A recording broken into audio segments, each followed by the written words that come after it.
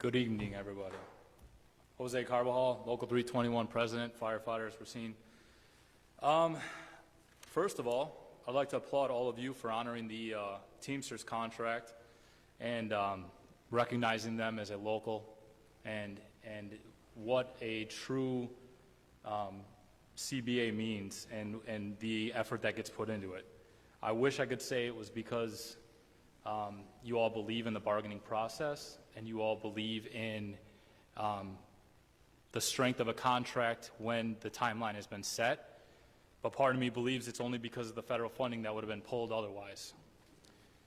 I've been the president of Local 321 for going on, it'll be 6 years now. Since then, a lot of things have happened, but I'm only going to address the last 2 years. So starting in the fall of 2020, during the budgetary process, at the height of COVID, this council decided to and thought that it was in the best interest of the citizens of Racine to cut 10 firefighting positions. 9 people on the line, you're eliminating 3 people off the rescue squad, going down to 2. Everyone thought because some rural firefighter from the Wisconsin Policy Forum in New York State thought that it would be okay, it's going to be fine, everyone's going to be better off. Let me tell you, it's not that way. We are down to 2 people on a rescue squad. Every single call in the city that is ALS or ALS1 requires a fire engine. At that point, you have to bring 3 or 4 more people. So instead of having 3 people, now you have 5 or 6. So it was completely contradictory. On top of that, it's depleting the resources that need to respond to other areas. I'm going to have to hurry up here. There's been a deterioration of benefits based on what the Horton Group has told you what to do. So now you've got the Wisconsin Policy Forum and the Horton Group. There's increasing call volumes. We've got increasing injuries every single day. We've got 7 people on light duty, a couple from the Anthony Fire. All of this is happening more and more. We are still here to do our job. Our last race was July of 2020. Since all of this has happened, we've had 3 active duty deaths. Not line of duty, 3 people on our department, less than 50 years old, have died. Call it for what you want, associated or not. It is what it is. All of this is adding up and adding to the stress that we're dealing with. These actions were taken by a so-called union-friendly council. All of you have a responsibility to the citizens of Racine. Your bosses are the people sitting here. Not him, not them, not you have a responsibility to answer to the citizens. And when you tell them that the service hasn't dropped, it's a lie. We are not giving the same service that we once did. And I want you all to know, please conclude your remarks, I am very, very privileged. I am a stakeholder of Racine, Wisconsin. Mr. Carbajal, I was please born and raised in the city of Racine. I went to Park High School, and thank God I get to be a firefighter here. So I am privileged, but it's got nothing to do with where I live. Thank you very much. The next speaker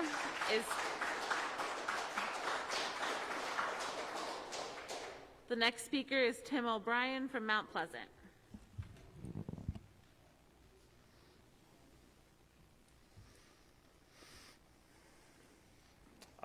Thank you for allowing me the time tonight to address the council. My name is Tim O'Brien. I'll get right to it. I'd like to talk about the council meeting that was done in January to recognize General Teamsters Local Union 200 for the transit employees. In the meeting, and in the Journal-Times article to follow, it was stated by the administration that they wanted the city of Racine to be known as a union town. And it was stated, I quote, "It is a climate now where employers are working very hard to not recognize workers' collective bargaining rights in the workplace. We want to acknowledge that you bargain these wages and benefits and working conditions in good faith and honor them," end of quote. I think that is great, and I'm happy and welcome the Teamsters, but I'm confused why such a friend of labor in a city that embraces the hard work of unions haven't sat down with the 2 longest standing unions with over 70 years of service to the city and its citizens in meaningful negotiations. The Racine Firefighters Local 321 and the Racine Police Association contracts ended December 31st of 2020, and here they sit today with no movement to negotiate or settle. These 2 unions have sacrificed and gone way past the extra mile during the pandemic to assist the city, its citizens, to get through this tough time. They have tirelessly served the city without regards to their own health or their family's health when we go home after our shifts during the pandemic. The calls of service keep rising. I feel it's time the city keeps with their motto of a labor city and talk to the two oldest unions in the city. Thank you. Thank you. The next speaker is Alfonso Gardner from Mount Pleasant.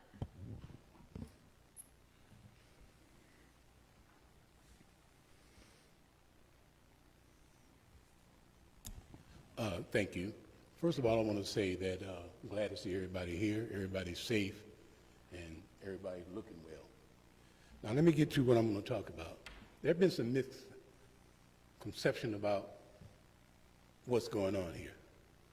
All I want is fairness and transparency and honest conversation.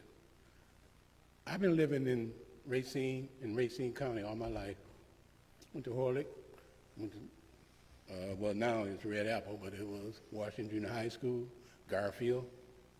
And for the black community, we have never been at the table when decisions are made about things in our area. And it's time that that stop. We are taxpaying citizens. We need to get respect like everybody else. That's all I ask for is transparency and respect. We still number 2 for the worst place for blacks to live in the United States. We shouldn't be there. In my opinion, the reason why we're there, you leave us out. Don't even talk to us. Make decisions for us and about us, but don't talk to us. That don't make sense to me. It doesn't. So I'm hoping that for this King Center, Healthcare Center, you have a forum and explain exactly what you're going to do. Exactly. No shortcutting, no lying, no conniving, none of that. Tell the people what you want to do. Now, we have 5 black elected officials here, 2 on the county, and 1 appointed at Racine Unified. So that's 8. I have never seen 8 black people that can make decisions in my life since I've been here. That's a win for us. And what I'm calling for is they form a black caucus to deal with issues that wouldn't have to come to this. You could go to the caucus and let the caucus come out here and say what's going to happen. That's a win for all of us. That's all I ask. I've been fighting for development, everything for this city, jobs and everything. I'm going to continue doing that because I've been here all my life. I'm raised here, born here, and I'm going to stay here till I die. So let's get serious about what we're doing. Include everybody. Don't leave nobody out. Nobody. Because we all taxpayers, we all count, we all are human beings. And let's treat everybody like that. Thank you. This concludes the public comment segment. We'll now move on to the committee reports. The first report is the Finance and Personnel report. A little rusty on the microphones here. Alder Taft, do you have items for separate consideration? I do have 2 items for separate consideration. Please proceed with the first. Okay. Let's see.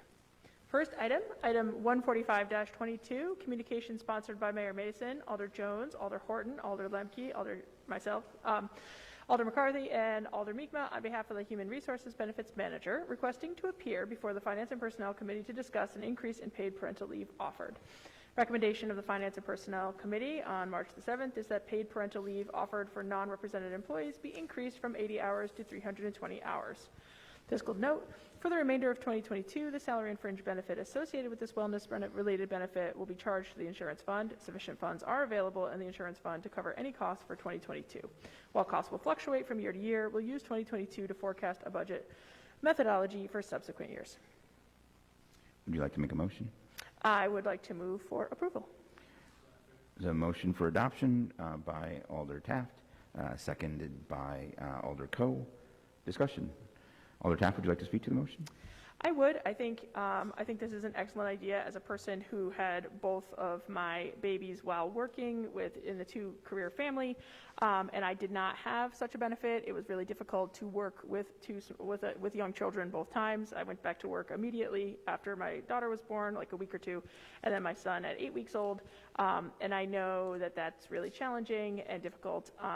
And so I think that this is a wonderful benefit, and I think it puts us in a position to attract younger workers, people that are interested in having these benefits. I think it makes us a leader in our community, in our surrounding area, and I think this can only benefit us. So I'm really grateful that we're bringing this forward. Thank you. Alder Rouse. Thank you, Your Honor. So I have a few questions. I was able to speak with some representatives from Milwaukee, Dayton, Ohio, and Madison on their passing of their parental leave policy. And for the most part, everyone said that the process was smooth, that it was well utilized, and that they hadn't been seeing large hiccups. However, the one consistent, I wouldn't call a headache, but I'd say an area to be addressed was when it came to extending the benefits to unionized members, whether it be police, fire, or transit, which is something that we can realistically either expect or want for our city to expand that far. But are we prepared to handle the influx in costs with something like that? Has that been thought about in the long term for us moving forward with this? Yeah, I'll refer your question to the city administrator. If I can figure out how to turn his microphone on. There we go. Thank you, Alder Rouse. Yes, this obviously would be a subject of collective bargaining, and it would be something that would be negotiated at the table with the representatives of the unions that were interested in the benefit. And then, as you know, collective bargaining is a give and take and a package of compensation and benefits and, an overall, package that we offer. So if there was a cost to the city to extend this benefit, it'd be weighed against all the other wages and benefits that would be negotiated at that time. Alder Rouse, did you have another question? Hang on just one second. Please continue. Thank you. Thank you for that answer. Moving forward, though, I do see this as a cost-effective solution because inevitably this is something that most municipalities will likely be expanding towards, and being in the first half gives us a chance to market this as a retention, as a hiring tool, as opposed to us playing catch-up and still having to pay the same cost. Doing this now gives us a chance to market ourselves, bring people in, young families like myself, and get the most out of these dollars. Thank you. Alder Miekma. Thank you, Your Honor. I appreciate the opportunity. I'm very excited and happy that this is one of the last things I get to vote on from this chair, and very grateful that this opportunity is here. And I do, much like Alder Rouse just identified, I do hope that this is something that can be extended to all, both represented and non-represented, because I think this is so very important. And, there's a lot of conversation around the financial impact and the retention of staff or recruitment of staff, which I think is very important. But I wanted just to take a minute to touch on the impact of the family and how important this really is in that regard. The first few months are really a bonding period that can really set the stage for the rest of the child and the child's parents' lives. The bonding period is essential and is something that has been extremely undervalued for a very long time. This is especially true when it comes to fatherhood. Many fathers take little to no time to be exclusively home with their newborns in the first few months. This has the potential to stunt the bond between child and father. This is especially true in high-risk environments or with children with developmental challenges. A child's growth and development benefits most from a holistic approach, which means it ideally includes both parents if at all possible. Prioritizing early bonding has also shown in some cases to impact the likelihood that the family will stay together longer, as that bond created also has shown to strengthen the bond between the mother and the father. This change is something that can improve the early development of a newborn and their parents by something that can I said all that, so I'm going to skip that part. I can go on and on about this. I think it's so very important. Extending paid leave for a birth child also improves the child's overall health. Their families are more likely to make on-time vaccinations and to not miss well baby checkups because they have the time to prioritize that. That alone has been proven to be preventative of childhood obesity rates, ADHD, and heart and hearing-related issues. Also, and interestingly, it's making sure parents have the time to prioritize their infant's care has shown to reduce obesity, hypertension, and cardiac risk when those children reach the age of 40. So this isn't just an immediate impact. Something like this can actually have a long-term impact on the health of that child as they grow into adulthood. I honestly can't think of many things that are better than making sure children get proper care and time with their parents. When we look at this from the long-term prevention lens, we can see that we are not only preventing early childhood issues, but in many cases aiding the development of well-rounded, asset-strong youth that will become positive contributors to their community. These will be the next generation caretakers, decision makers, and leaders.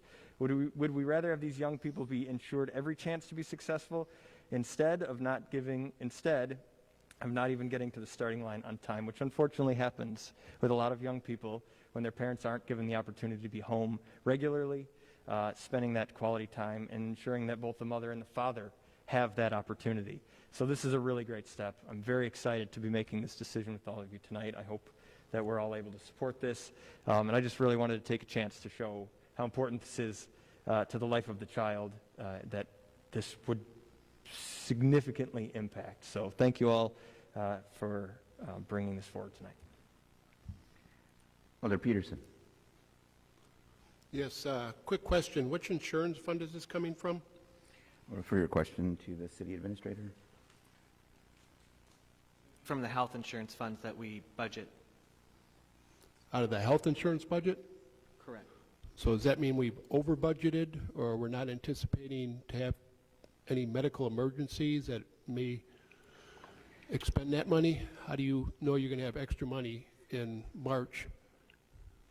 Just based on the experience of the fund and the claims that we've had prior, we believe that this year we can easily cover those expenses that we think we've projected. Obviously, it's a baseline, as we discussed with finance and personnel, and the finance director can certainly give you more detail, but we feel comfortable that those monies are available in the insurance fund this year, and then based on that experience going forward, we may have to bring, other budget items or expenses to you to incorporate. Okay, well, I guess I'm a little confused because, for insurance purposes, that's something that you don't know what the expenses are going to be. I guess you can guess, just like you're kind of guessing what the expense for the paternity leave is going to be. And I would say that's accurate in almost every expense, right? We never know if we're going to have, a catastrophic case come forward, sadly for an employee that could be an exponential increase in our costs as well. We do the best we can with our actuaries to estimate based on experience, based on, surrounding experiences, but yeah, it can't be predicted complete accuracy, but we believe that the expense of this program and people implementing it this year, we can cover.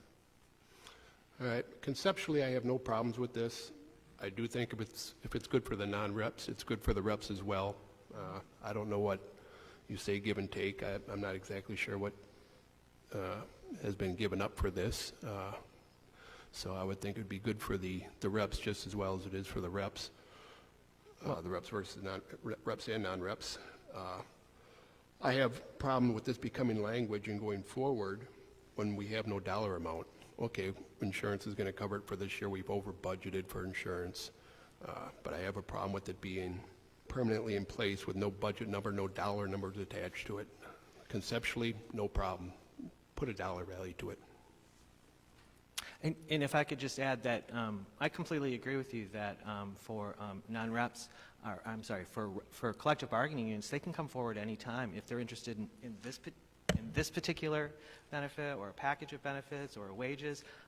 They can come forward any time and ask to negotiate or make an offer that the city could react to. Alder Caprillion. Thank you.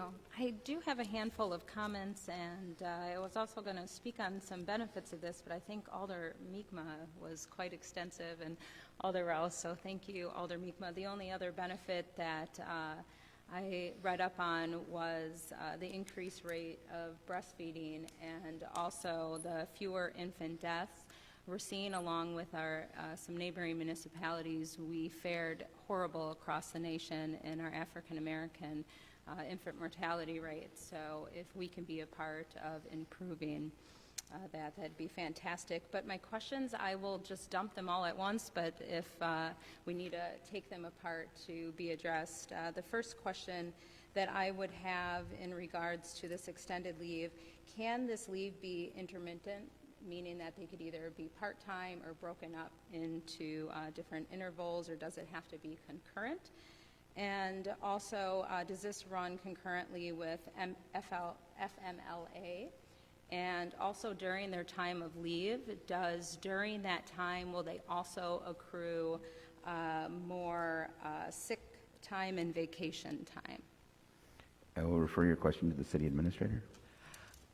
And I'm going to bring up the benefits manager, because now we're getting into the details of implementation, and that's why we have Amelia Lean, who I give a lot of kudos, who did a lot of groundwork on this and really researched a lot of communities, the few communities in Wisconsin that are doing it, and we learned a lot. So thank you, Amelia. Yes, Amelia, please. Oh, sorry, Mayor. Thank you. Yes, my name's Amelia Lee, and I'm the benefits manager here for the city. So I can definitely help you with your questions. The first one, I believe you asked if it could be taken intermittent or if it had to be concurrent. So at this time, we're proposing it to be concurrent, a concurrent period. And then if I could have you repeat your questions after that, that would be great. Yeah, absolutely. And could you just define, when you say concurrent, does that also mean not intermittent, meaning to be able to go part-time through that period as well? It would be their full allotted schedule, so it wouldn't necessarily be part-time. It would be off during this period. That's clear. Thank you so much. Yeah. The next question was, will this run concurrently with FMLA? Yes, it will. Yes. Okay. And then the other question that I had, during their time of leave, will also sick time and other vacation time accrue? Typically, yes, it does accrue. Yes. And then I did have one other final question Yes. as well. If a holiday period does happen upon that leave, will they also get that holiday pay as well? They do get to utilize that holiday pay. So if it's in the middle of the parental leave period, we would just use that holiday pay for that day or those days that happened, and then it would continue with the parental leave. So it wouldn't be doubled? Correct. Okay. Correct. Very good. Thank you. You're welcome. Thank you. Alder Caprillion, did you have other comments or questions? That was it. Thank you. Thank you. Any other discussion on this item? Just as a, oh, sorry, Alder Perez, I didn't see you in the queue.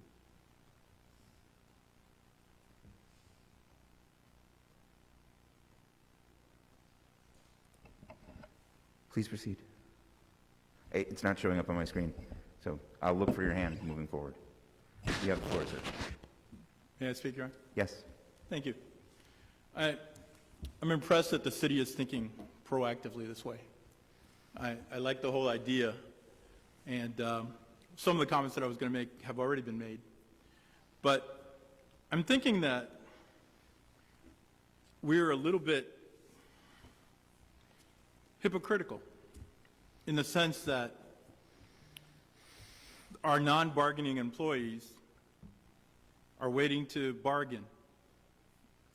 Our administrator said they can come forward any time and bargain these things. Well, they've waited over a year and a half, police and fire have. We're pro-union. I mean, when you were in the state, that was one of your big issues and concerns, and I myself am pro-union myself. And I'm concerned that this, even though legally may be a need for bargaining, that we've come around to giving people things that we want to give. This is a great incentive for new employees, but also needs to be an incentive for our unionized employees. We made a big deal of the transportation union coming in just a couple of weeks ago. And we've always had our police and fire unions represented as well. And a lot of these folks want to have families and find themselves tied in this situation. And for them to come in and bargain, then they usually have to give something up. It's part of the bargaining process. I get that. I was on the KPAC in Kenosha for the teachers union. So I understand that a little bit, but I would say that we would do much better as a community if we could just say, hey, if you're an employee, we can give you this. We support families. We listen to what the alders on the other side there mentioned about the benefits of maternity and paternity leave, and those things are amazing. We look at our community and we're rated for bad health care. We're bringing in health care into a school which we just celebrated. And this is the type of issue I think that we need to go beyond our fixated vision and open up and say, we value families. We value growth in our community that's positive. We want to make our employees the best they can be because we understand that they are taxed working in this community, that it's become a community where it's becoming, maybe anecdotally, it may be true, a little dangerous at times to work in here.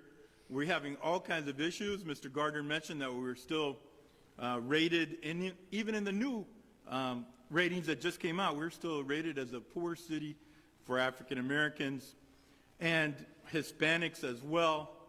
And so I'm thinking if we can do a little bit, we could start with accepting that if this policy is as good as we tout it to be, then we need to find a way to make it for all our employees, not just the non-representative.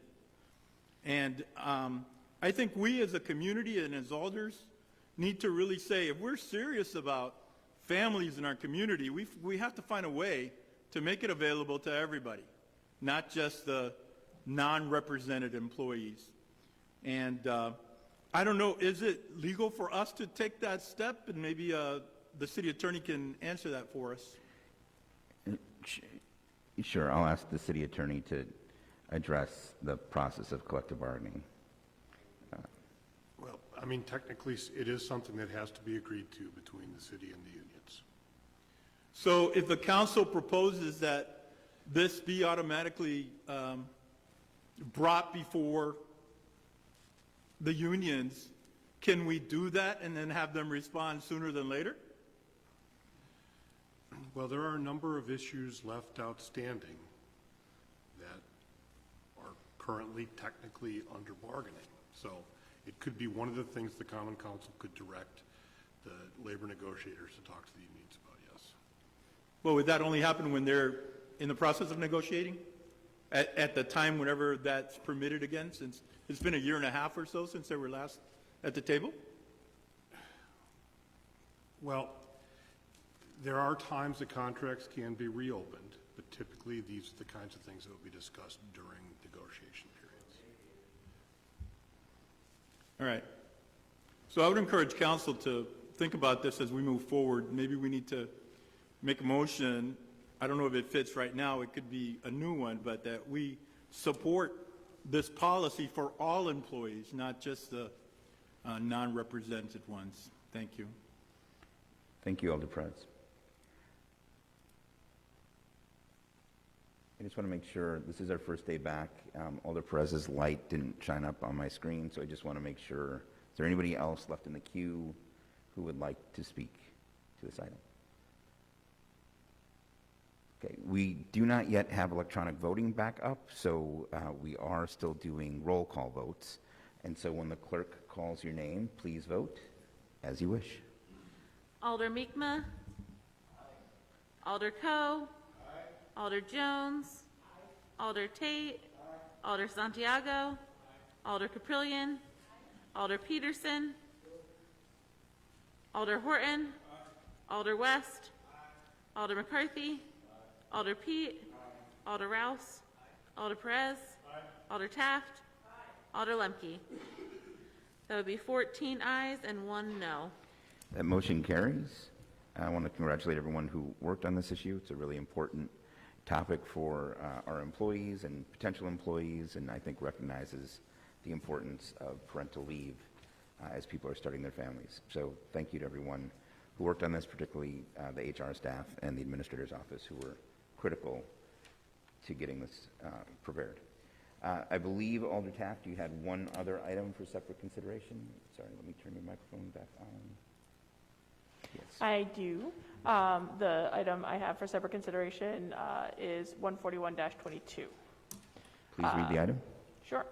Communication sponsored by Mayor Mason, authorizing the mayor and city clerk to enter into an agreement between the City of Racine and the Community Development Authority of the City of Racine, the CDA, regarding coordination and cooperation.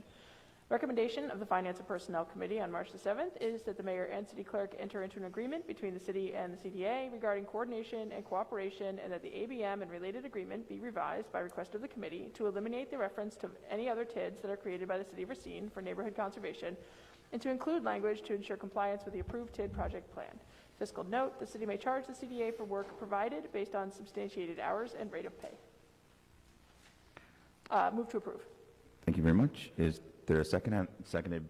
Motion was made by Alder Taft, seconded by Alder Coe. Discussion on this item. Alder Peterson.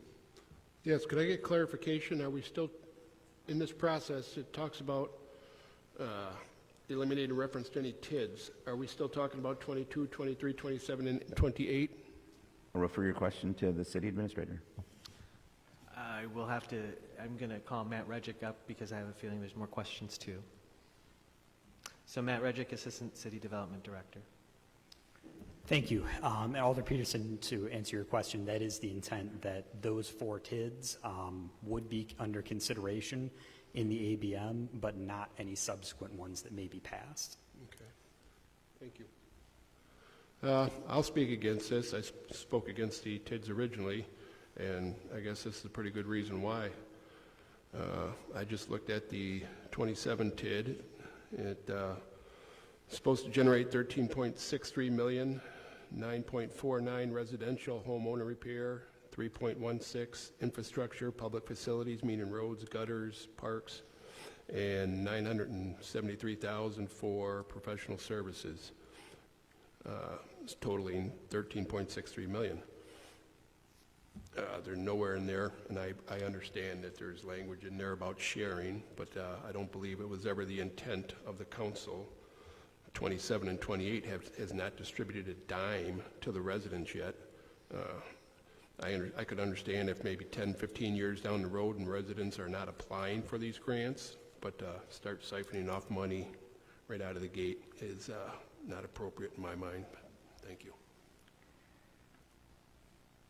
Other discussion on this item? Any other discussion on this item? Seeing no further discussion, when the clerk calls your name, please vote as you wish. Alder Mi'kmaq? Alder Coe? Alder Jones? Alder Tate? Alder Santiago? Alder Caprillion? Alder Peterson? Alder Horton? Alder West? Alder McCarthy? Alder Pete? Alder Rouse? Alder Perez? Alder Taft? Alder Lemke. That's 14 ayes, 1 no. That motion carries. Alder Taft, did you have any other items for separate consideration? As of the time I left my house this evening, I had received no additional requests. Then without objection, we will place the remainder of these items on the consent agenda. Moving on now to Alder Jones and the Public Works and Services Committee. Alder Jones, do you have any items for separate consideration? Thank you, Your Honor. I have one item. Please read the item. Item 0143-22, communication sponsored by the Chair on behalf of the Department of Public Works, submitting bid results for contract 202-2036, Racine Public Library Rehab. Recommendation from the Public Works that the contract for Racine Public Library Rehab be awarded to Roche Construction and Engineering in their base bid amount of $1,783,280. They being the lowest responsive bidder. Fiscal note, Funding is available in the following library trust fund accounts: New Facilities Trust Fund, Bunke Trust Fund, Emily Lee Trust Fund, and the Library Foundation. Move to approve. So motion to approve the item. Is there a second? Seconded by Alder Horton. Alder Jones, did you want to speak to this item? I will yield to Alder Caprellian, and after then, we have the librarian, Mrs. Zimmerman, who will give a small presentation. Yes. Angie, if you want to come up while Alder Caprellian is making her comments, and we have a short presentation. Alder Caprellian. Great. Thank you so much. I do want to thank the Public Works and Services Committee for the support, and also the mayor on this item.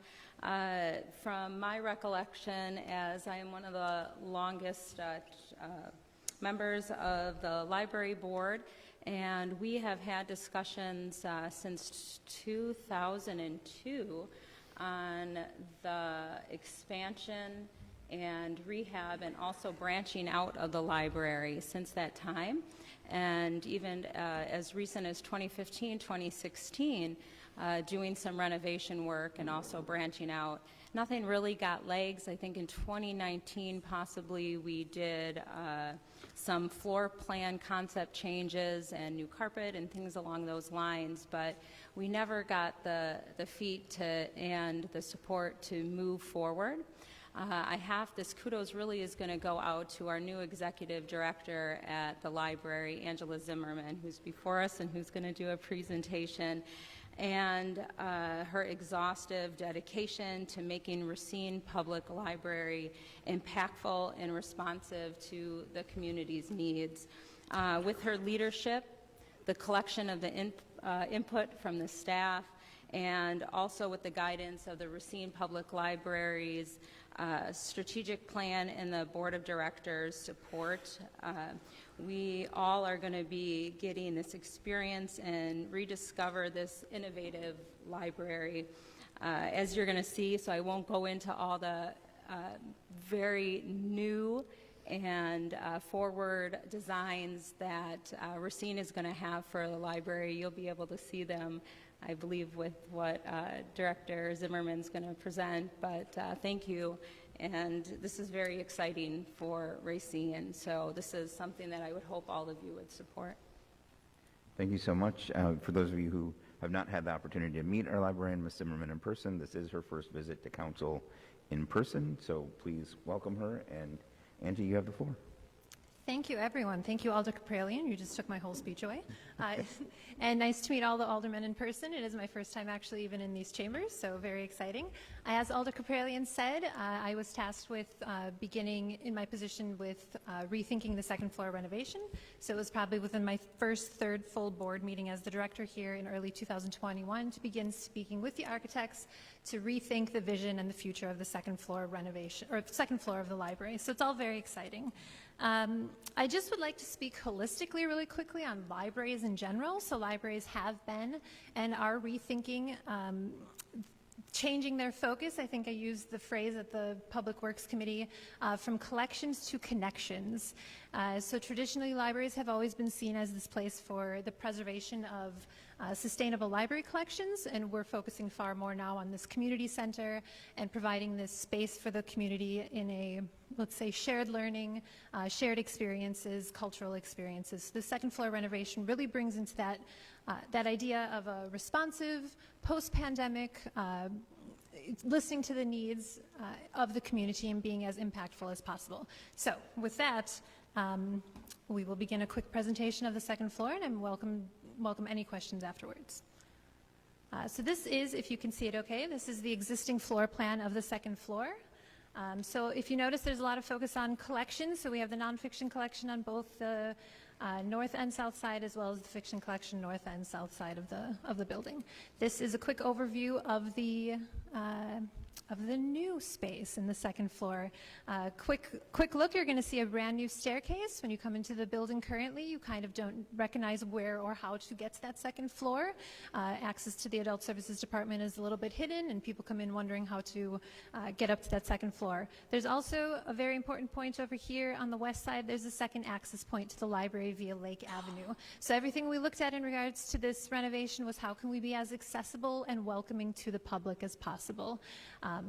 So that is the floor plan. Now we will see the renderings. So this is from Lake Avenue. This is the access point. As I'm being told by Assistant Commissioner Rooney as well, this is when we will have two-way traffic on Lake Avenue and able to get into the building via Lake Avenue. Right now the only access point is via Library Circle Drive. So this is the staircase looking in from Library Circle Drive. Again, as you walk in currently, the staircase is kind of hidden off over to the left. This brings it far more into the center of the building so people can see the access, how to get to the second floor and access the adult services collection. Again, this is from the vestibule currently on Library Circle Drive. You're going to see the staircase off to the right. That's currently where our hold collection is. That'll be relocated. Circulation desk is straight in front of you when you walk in, staircase to the right. This is the staircase access point from the second floor. I would like to point out that the staircase was a pretty big deal in the strategic plan as well, to rethink how to get to the collections on the second floor. This is the viewpoint from Lake Avenue, so we will have operationally a second service station there. To greet people as they come in. You'll see that the computers are laid out differently as well. If you visit the library right now, the computers are in the center, right in front of the information services station, which is also being relocated through this process. This is another viewpoint from Lake Avenue. This will be the vestibule as entering, a bench for seating. People will also be able to check out items on the second floor, not having to come down to the first floor at all. This is the teen area, which is very exciting. If you currently visit the second floor, the teens don't have that much of a space. It's very important for me to provide the teens with as much of a safe and welcoming, inclusive space as possible. To the right here, you'll notice that the collection is actually outside of the teen area because we want this collection to be as accessible as possible for everyone, not just young adult. I'm currently reading a young adult book myself. This is then the teen area. If you'll notice, all open glass walls. We want everything to be as communal as possible to have that shared learning experience for everybody coming into the building. So this is looking into the teen area, very vibrant, very colorful. Service station within the teen area as well. There will most likely always be somebody manned there, and far more seating. Again, we don't have any seating right now for our teens in the building. Again, another viewpoint of the teen area. Over here to the left, there's an actual gaming station, so we'll be doing quite a bit with esports and gaming. And then this is looking towards the innovation lab. So this is kind of a genius bar. This will be an area where they will be able to view into the innovation lab, which is also known as a makerspace. There will be pictures on that as well. This is looking west towards the Innovation Lab. Again, everything glass walls so we can see what's taking place, all interactive. Glass walls as well. This is the teen area down here, and computers are located to over here. This is the inside of the Innovation Lab. Very exciting, all open cabinetry. So this is the area where we will do everything with STEAM, science, technology, engineering, art, and math, digital literacy classes, 3D printing, laser engraving, etc. All learned, shared experience in here. Another view of the Innovation Lab, and glass walls again looking out into the collection. This is the local history room. This will be expanded by 20% and also be made climate controlled. So you'll see a nice viewpoint into the history room. Printing station. This is just another viewpoint from the history room and looking over to where the study rooms currently are within the library. This is the viewpoints. Our whole goal in this is obviously pulling the focal point towards the lake, which is our kind of our selling point, as everybody knows who visits the library. So when you come up the staircase, you're going to be drawn towards that lake. The information services station is completely pulled out from where it currently is in front of the history room and put right into the center of the second floor. This is 17-foot, completely height adjustable stations at staff request.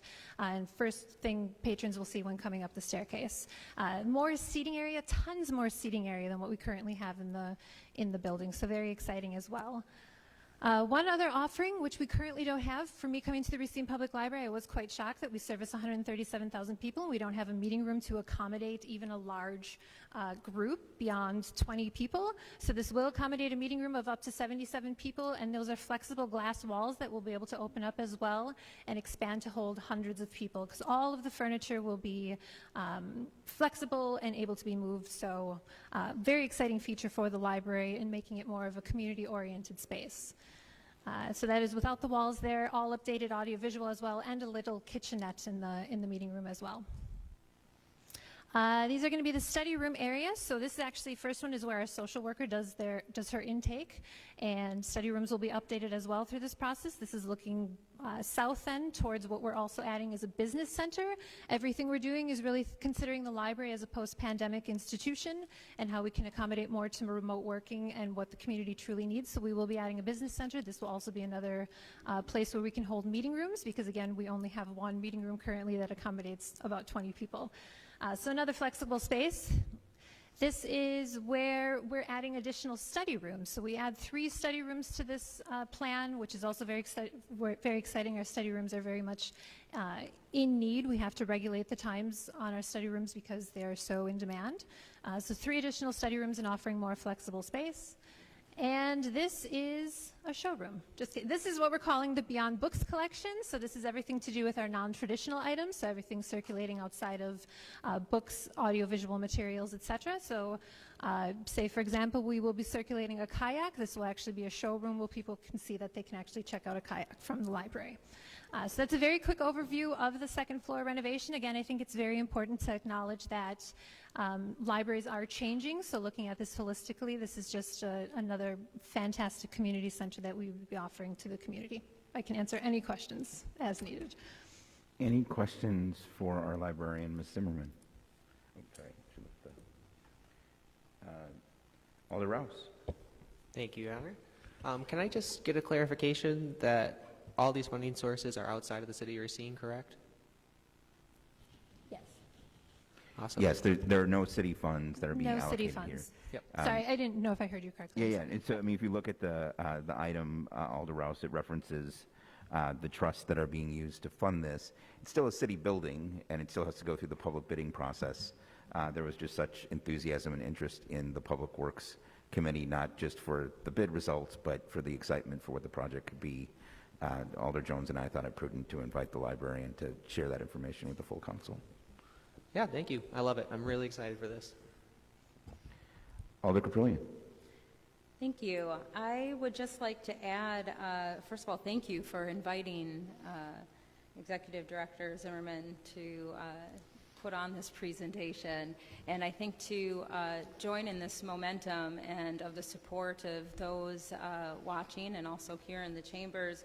We are on our 125th anniversary at the library, lots of events going on, and I think the next 125th event might be our trivia night. And I think that is March 26th, possibly, from 7 to 10. So a lot of great things coming out of the library. Please come partake. And also, monetary support is fantastic. Look at the changes that we're making. And we would love that investment into that space, just like all of us here tonight are going to invest with this vote. So thank you. Thank you, Alder Caprillion. Any other alders wishing to? Alder Tate the second. Thank you. My one question was, as these renovations are occurring, what are kind of the plans to maintain service without interruptions? Because these are pretty extensive and happening all over the place, and the library is already a very integral part of many people's lives. So kind of what's the vision for maintaining that openness and that accessibility while these transformational changes are occurring? Great question. Excellent question. Thank you. So I do have the phases already for the construction process, and we will be remaining open the entire time. So we will be shifting the collections as necessary, but also something such as important as access to computers. Those will be relocated downstairs, and all signage and correct posting will go out to the public as needed, but we will remain open the entire time. Excellent. Thank you. Alder Horton. All right. Thank you, Mr. Mayor.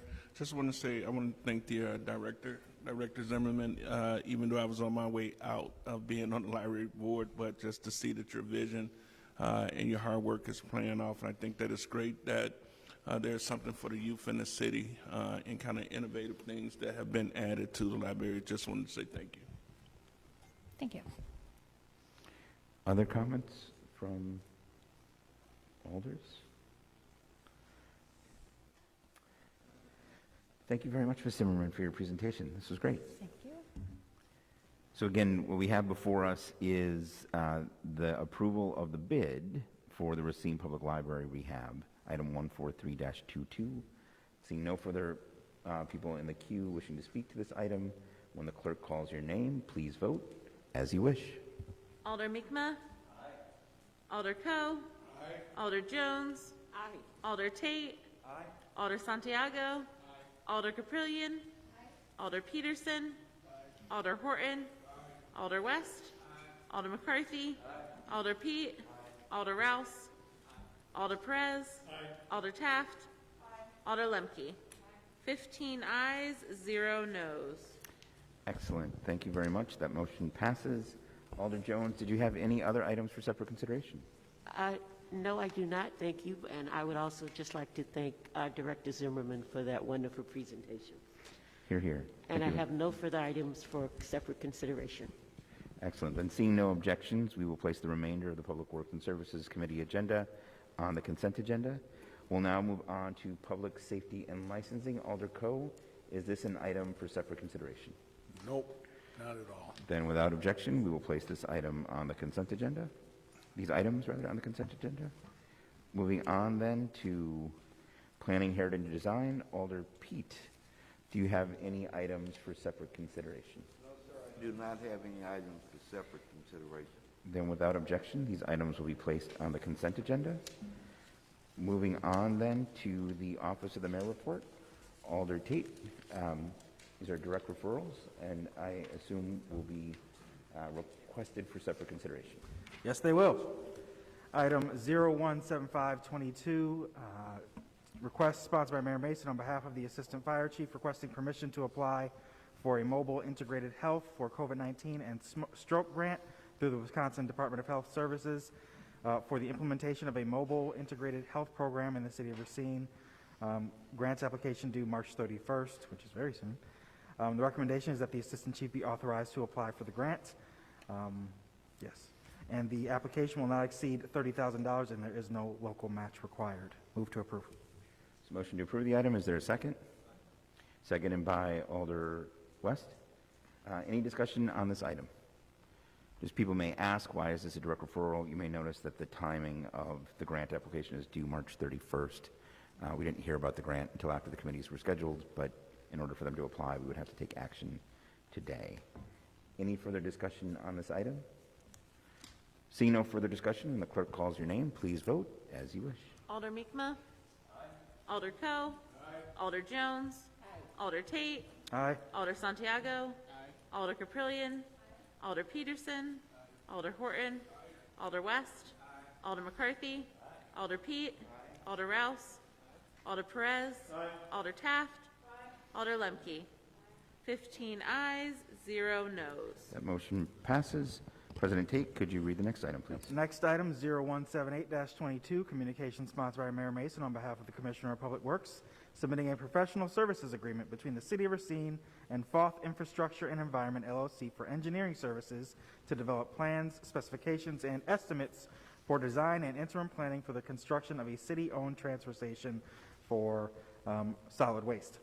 Fiscal note, the cost of this agreement is a not-to-exceed amount of $55,600, and funds are available in the DPW Land Improvements account.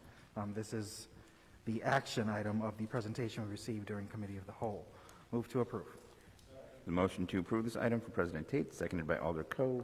Any discussion on this item? I'll quickly speak to it. Obviously, as a city, we want to make sure that services that citizens depend on don't get interrupted, and losing the ability to transfer their solid wastes would be a significant disruption to those services, and certainly they wouldn't stand for it. So certainly moving forward with this particular proposal and making sure that we maintain a timeline so that there is minimal disruption to those services is critical, and I do want to give kudos to Commissioner Rooney for his efforts in a relatively quick turnaround since his appointment as commissioner to get a feasible option before us and, before ultimately the landfill closes, although it's actually closing sooner than the estimates we were given.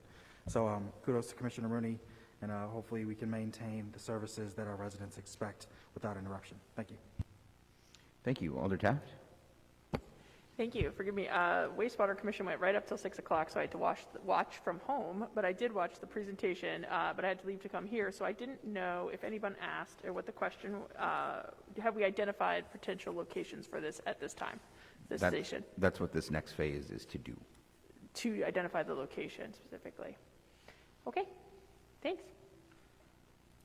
I just want to echo Commissioner Rooney's comments about the work that DPW staff to get this there, just to echo what President Tate just said, and then also acknowledge the work that FOF did to help get us to this place of having this report. Seeing no further discussion on this item, when the clerk calls your name, please vote as you wish. Alder Mi'kmaq. Alder Coe. Alder Jones. Alder Tate. Alder Santiago. Alder Caprillion. Alder Peterson. Alder Horton. Alder West. Alder McCarthy. Alder Pete. Alder Rouse. Alder Perez. Alder Taft. Alder Lemke. 15 ayes, 0 noes. We'll now move on to the consent agenda. President Tate, at this time I'd entertain a motion to approve the consent agenda. There's a motion to approve the consent agenda. I'm going to give it to Alder Jones. I think she just edged out Alder Coe there. All those in favor of the consent agenda, please say aye. Aye. Opposed? That motion carries. We are now on to Common Council announcements. Just as a reminder that Common Council announcements are limited to recognition of city residents and employees, memorials, and non-political community events. Discussion of matters related to government business is prohibited. Alder Horton. Thank you, Mr. Mayor. Just want to say happy birthday to my oldest son, Maurice Horton Jr., and that I am very proud of him. Thank you. Thank you very much. Alder Rouse. Thank you again, Your Honor. I just got to give a shout out to Stan Anderson and the Venmo Challenge of Racine for reaching their goal of $100,000 raised and donated to Racine businesses.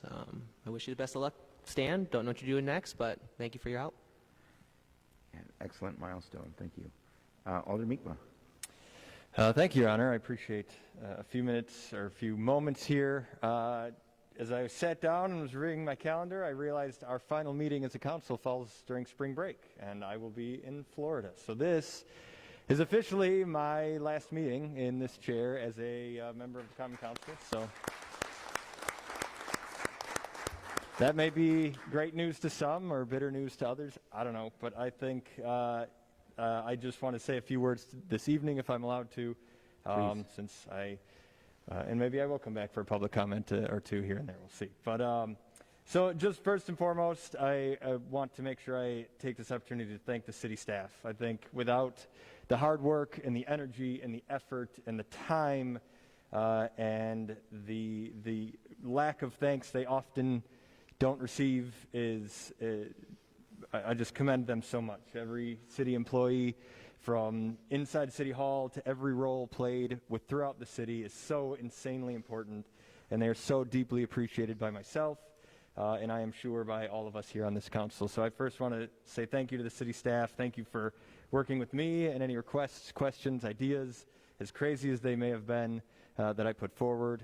I sincerely appreciate all of you.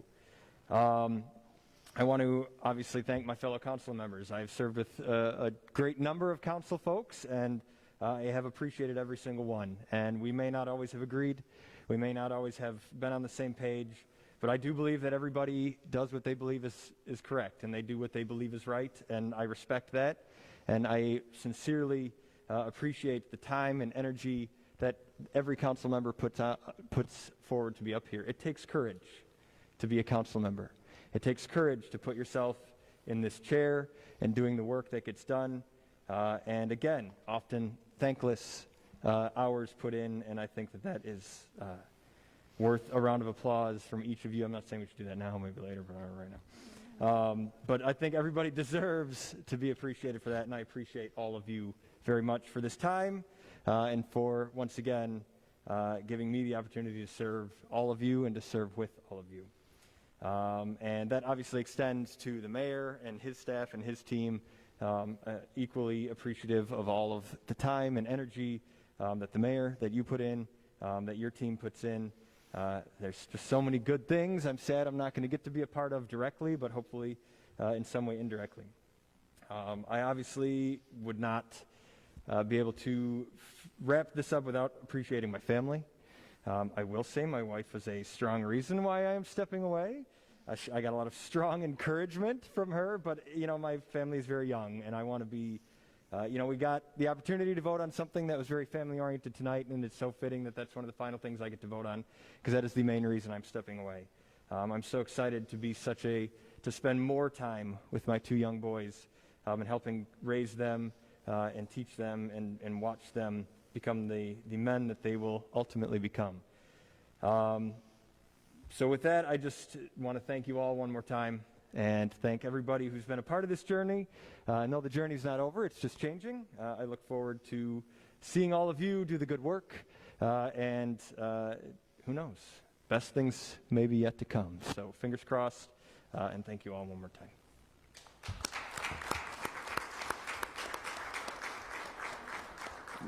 So, Alder Mi'kmaq, I will just say that your presence on this council will be felt long after your departure, whether it was your tenure as the president of this council and your able leadership there, your passionate conversations at the CDBG Advisory Committee and how best to support the community, and the work that you did to get their equity officer position in place. Those are things that will have a lasting legacy on this council and the city and the benefit of our entire community. So we thank you for your service. We hope one day your service may resume, but we deeply appreciate the service that you and your family have provided to this city and the community. Thank you.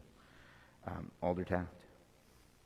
I just have to say thank you to Alder Mi'kmaq for all of the, I don't know, Alder Mi'kmaq was president when I first started, and on finance committee when I first started, and took me under his wing a bit, and I really appreciated that. And we've always had good conversations about things that we've agreed on and not so much agreed on, and always had really good, insightful, thoughtful, productive conversations. And I just really appreciate your mentorship and your leadership and getting to sit next to you. And just it's been a real pleasure to serve with you. So thank you for your service and all of the help that you've given me, and I know so many others on council and throughout the city. So thanks so much.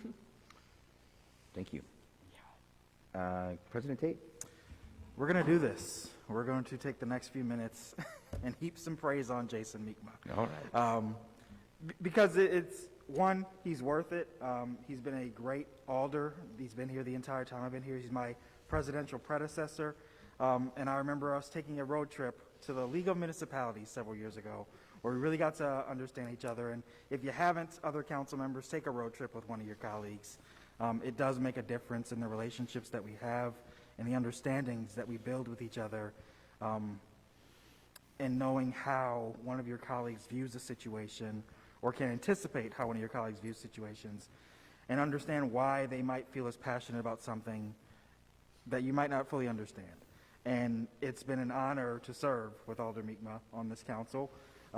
He's been a passionate advocate for the things that matter to him, and then the things that don't necessarily affect him as well, because that's what a representative is supposed to do. That's what a leader is supposed to do. They're supposed to champion issues that just don't matter because they're facing you, but they matter because they're facing the people that depend on you and the people that depend on us to advocate for the issues that they're not here to advocate for, that they sent us here to advocate for. So I appreciate Alder Mi'kmaq for being that example in his time here, and I appreciate his humility, and his, lack of being prideful on issues. When somebody, has a reaction to something, or he says something that's perhaps a little too forceful, or, a little bit out of bounds sometimes, he acknowledges that and is willing to take the step back, own the remark he made, own the offense he may have given, and, try and heal the breach that has occurred as a result. And I think those are examples of a person who is a leader. And we should all strive to be, more like that if we're not already in our own regards, like Jason Mi'kmaq. So his presence will be missed, but I'm sure his presence will not be entirely gone from our community as he continues to make the impact in the ways that are available to you. So thank you, sir, for your service, and thank you for your leadership as well. Alder Caprillion. Thank you. I'm sad, Alder Mi'kmaq, you will not be at the next meeting, but I'm glad we get this opportunity to speak to you and to appreciate you. I remember the Alder of the 14th, Ron Hart, sitting in that seat and having a conversation with Alder Mi'kmaq about running for Alder.